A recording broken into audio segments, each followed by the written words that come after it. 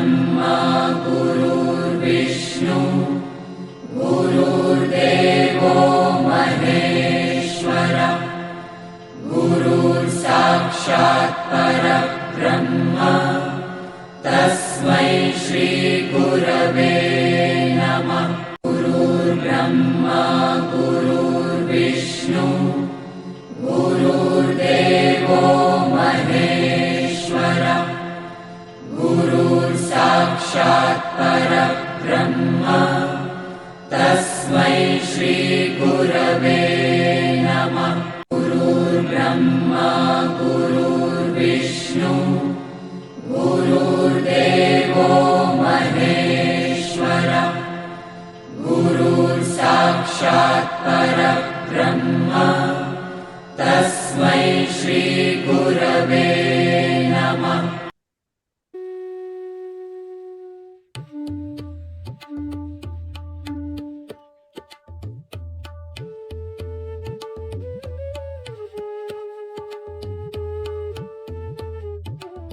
भगवद्गीता ज्ञानेश्वरीच्या आधारे सुरू असलेल्या ह्या प्रवचन मालिकेचे शीर्षक अध्यात्म यात्रा असे आहे.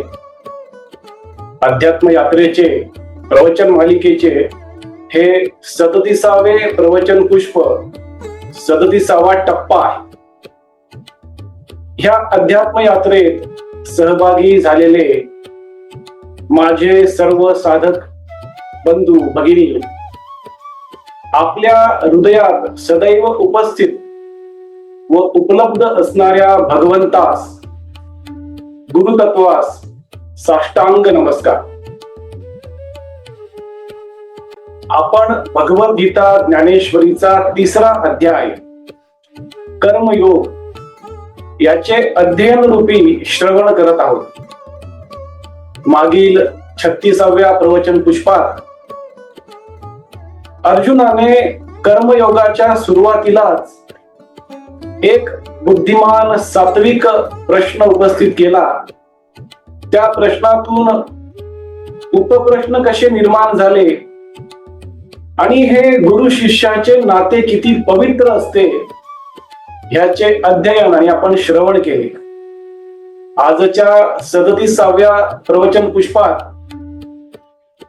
भगवान श्रीकृष्ण अर्जुनाच्या प्रश्नाचे उत्तरे द्यायला सुरुवात करणार आहे. कर्म का करावे ह्या महाप्रश्नाचे उत्तर देण्याआधी भगवान श्रीकृष्ण अर्जुनाला एका साधकाने कधी ज्ञान मार्गाचा अवलंब करावा कधी कर्म मार्गाचा अवलंब करावा दोन्हीपैकी कोणता मार्ग निवडावा ह्याचे श्रवण घडवून आणणार आहे आणि आत्मसमाधानाची स्थिती कशी असते ह्याचेही मार्गदर्शन करणार आहेत. ह्या प्रवचन पुष्पाच्या शेवटी आज देखील आपण भगवान श्रीकृष्ण आणि संत ज्ञानेश्वर माऊली आजच्या अर्जुनाला कोणता संदेश कोणती सूचना देणार आहेत हेही आपण समजून घेऊया. अर्जुनाचे आत्मपरिवर्तन स्वपरिवर्तन आत्मोन्नती व्हावी. अर्जुन अंतर्बाह्य आनंदी स्थिर शांत व स्वस्थ व्हावा यासाठी भगवान श्रीकृष्ण कुरुक्षेत्राच्या रणांगणावरच आतोनात प्रयत्न करताना दिसतात. त्याचाच एक भाग म्हणून भगवान श्रीकृष्ण अर्जुनाला ज्ञान मार्ग कर्म मार्ग यापैकी काय निवडावे हे समजावून सांगत आहेत. भगवान श्रीकृष्ण अर्जुनाला म्हणतात, अर्जुना, ज्या साधकाला आत्म्याचे ज्ञान हवे आहे, जाणीव म्हणजे काय, जागरूकता म्हणजे काय, चैतन्य म्हणजे काय, ह्याचे दिव्य ज्ञान प्राप्त करण्याची आतुर उत्कट इच्छा असते, ज्या साधकाला ज्ञानाची भूक असते, त्या साधकाने ज्ञान मार्गाचा अवलंब करायला काही हरकत नाही. पण ज्या साधकाला प्रत्येक कर्मामध्ये समता राखता येते, समानता राखता येते, समान मन, समान चित्त, अंतःकरण ठेवता येते, जो साधक प्रत्येक कर्मात भगवंताला पाहतो, प्रत्येक कर्म म्हणजे पूजा समजतो, त्या साधकाला कर्म मार्गाचा अवलंब करायला काही हरकत नाही अर्जुना. दोन्ही मार्ग अंतिम सत्याकडे म्हणजेच विश्व चैतन्याकडे, ब्रह्म चैतन्याकडेच घेऊन जाणारे आहेत अर्जुना. आणि या दोन्ही मार्गाचा शेवट म्हणजे विश्व चैतन्याशी, ब्रह्म चैतन्याशी एकरूप होणे, त्यात विरघळून जाणे, हाच आहे अर्जुना. पण ह्यापैकी कोणता मार्ग निवडावा हे त्या त्या साधकाच्या क्षमतेवर अवलंबून आहे अर्जुना. त्यामुळे साधकाची जशी क्षमता तसा मार्ग असू शकतो, पण अंतिम सत्य, अंतिम ठिकाण म्हणजे विश्व चैतन्याशी, ब्रह्म चैतन्याशी एकरूप होऊन, त्या भगवंताशी एकरूप होऊन भक्त आणि भगवंताचे संगम होण्याचे अंतिम स्थान म्हणजेच अंतिम सत्य आहे अर्जुना. संत ज्ञानेश्वर माऊली ह्या प्रसंगाचे दोन्हीपैकी कोणता मार्ग निवडावा ह्याचे दोन सुंदर दृष्टांत देऊन वर्णन करतात. माऊली म्हणतात, जसे दोन नद्या विविध ठिकाणाहून त्याचा उगम होतो, ते प्रवाहात असतात, वाहत असतात, आणि त्यानंतर काही काळानंतर त्या दोन्ही नद्या महासागराला जाऊन भेटतात, त्यांचे संगम होते. त्याचप्रमाणे ज्ञानमार्ग नावाची नदी, कर्ममार्ग नावाची नदी, ह्या दोन्ही नद्या विश्व चैतन्य, ब्रह्म चैतन्य रूपी महासागरामध्ये जाऊन संगम करतात आणि भक्ताला भगवंताची भेट घडवून आणतात. अशी सुंदर उपमा, सुंदर दृष्टांत माऊली ज्ञानेश्वरीमध्ये देताना दिसतात. दुसरी उपमा, दुसरा दृष्टांत माऊली ज्ञानेश्वरीमध्ये देतात. माऊली म्हणतात, जसे एखाद्या रसाळ झाडाला दोन फांद्या असतात,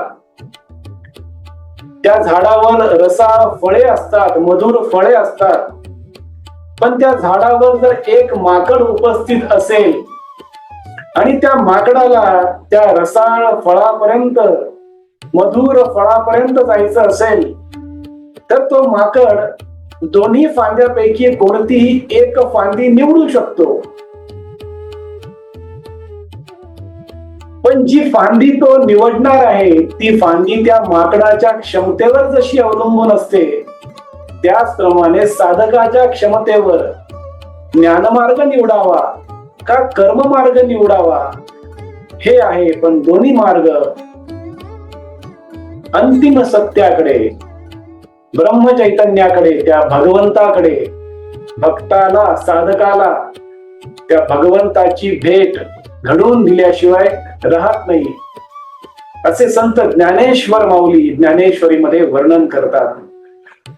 म्हणून अर्जुना, तुला काही काळापूर्वी मी ज्ञानमार्गाचे विस्तृत वर्णन करून सांगितले होते. आता मी तुला कर्म मार्गाचा वर्णन, कर्म मार्ग काय आहे हे समजावून सांगत आहे अर्जुना. ते सुद्धा तू स्थिर व शांत चित्ताने श्रवण कर. कर्म का करावे, कोणते कर्म निवडावे हे समजून घेण्याआधी अर्जुना, आत्मसमाधानामध्ये स्थित असणारा मनुष्य कसा असतो हे जरा समजून घे. अर्जुना, प्रत्येक मनुष्याला जन्मापासून मिळालेले आणि त्यांनी सावधतेने जागरूकतेने निवडलेले प्रत्येक कर्म करणे अपेक्षित आहे, बंधनकारक आहे. अर्जुना, जो मनुष्य निष्कर्म कर्म करतो, निष्कर्म कर्म म्हणजे निष्क्रिय बसणे किंवा कर्म टाळणे नव्हे अर्जुना.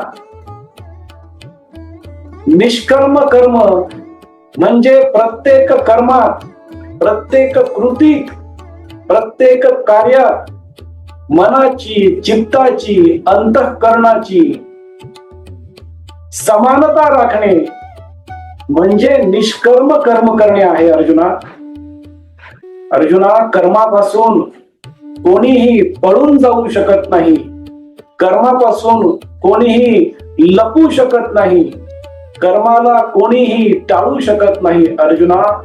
पण एक गोष्ट मनुष्य नक्की करू शकतो, कर्मापासून निर्माण होणाऱ्या परिणामांपासून तो मनुष्य सदैव अलिप्त राहू शकतो. कर्माच्या कर्मफळापासून मनुष्य सदैव अलिप्त राहू शकतो अर्जुना. आणि जो मनुष्य कर्मफळापासून, कर्माच्या परिणामापासून सदैव अलिप्त असतो, तो मनुष्यच आत्मसमाधानाच्या स्थितीमध्ये स्थित असतो, आत्मसमाधानाच्या अवस्थेमध्ये असतो अर्जुना. म्हणून तू देखील तुझे युद्ध कर्म अलिप्तपणे कर अर्जुना, निष्कर्म पद्धतीने कर अर्जुना. कर्मफळाशी, कर्माच्या परिणामाशी संलग्न राहू नको अर्जुना. कर्माचा परिणाम, कर्मफळ काहीही येऊ त्यापासून सदैव अलिप्त राहा अर्जुना. म्हणजे तुझे मन स्थिर होईल, स्वस्थ होईल. तू जो आज कुरुक्षेत्राच्या रणांगणावर गोंधळलेला आहेस, कोंडीत सापडलेला आहेस, त्या कोंडीतून, ह्या गोंधळातून तू बाहेर पडून तुझे चित्त आत्मसमाधानामध्ये रममाण होईल अर्जुना. म्हणून तू तुझ्या कर्मापासून निर्माण होणाऱ्या कर्मफळापासून, कर्माच्या परिणामापासून सदैव अलिप्त राहायला शिक अर्जुना. अशा प्रकारचे मार्गदर्शन भगवान श्रीकृष्ण अर्जुनाला कुरुक्षेत्राच्या रणांगणावर कर्माबद्दल करत आहेत. कर्म का करावे ह्याचे विस्तृत वर्णन ह्या कर्मयोग नावाच्या 3ऱ्या अध्यायामध्ये भगवान श्रीकृष्ण आणि संत ज्ञानेश्वर माऊली अर्जुनाला समजावून सांगत आहेत. आजच्या प्रवचन पुष्पामध्ये आजच्या कलियुगातील अर्जुनाला, आजच्या सामान्य माणसाला स्थिर राहण्यासाठी, स्वस्थ राहण्यासाठी, समाधानी राहण्यासाठी भगवान श्रीकृष्ण आणि संत ज्ञानेश्वर माऊली हा संदेश देत आहेत की ज्याला समाधानाचा निरंतर अनुभव घ्यायचा आहे त्या मनुष्याने निष्कर्म कर्म, कर्मफळापासून सदैव अलिप्त राहून प्रामाणिकपणे, शुद्धतेने, पवित्र मनाने, शांत चित्ताने कर्म करत राहिले पाहिजे. हाच संदेश आजच्या प्रवचन पुष्पातून आहे. आपण भगवद्गीता ज्ञानेश्वरीचा 3रा अध्याय याचे कर्मयोगाचे अध्ययन रूपी श्रवण करत आहोत. पुढील 38व्या भागात मनुष्य कर्माशिवाय का जगू शकत नाही आणि स्वधर्माची आज्ञा पाळणे म्हणजेच स्वकर्म करणे का आवश्यक आहे याचे अध्ययन रूपी श्रवण करूया. आज परत एकदा आपण सर्वांनी वाणी सेवा करण्याची संधी व सौभाग्य दिले त्याबद्दल आपला आजन्म ऋणी व कृतज्ञ राहील. आजची झालेली वाणी सेवा भगवंताच्या चरणी सद्गुरु श्री ब्रह्मचैतन्य गोंदवलेकर महाराजांच्या पवित्र पादुकावर आणि आई वडिलांच्या चरण कमलावर मनोभावे अर्पण करूया. हरे राम राम राम हरे हरे, हरे कृष्ण कृष्ण कृष्ण कृष्ण हरे हरे, हरे राम राम राम हरे हरे, हरे कृष्ण कृष्ण कृष्ण हरे हरे. सद्गुरुनाथ महाराज की जय.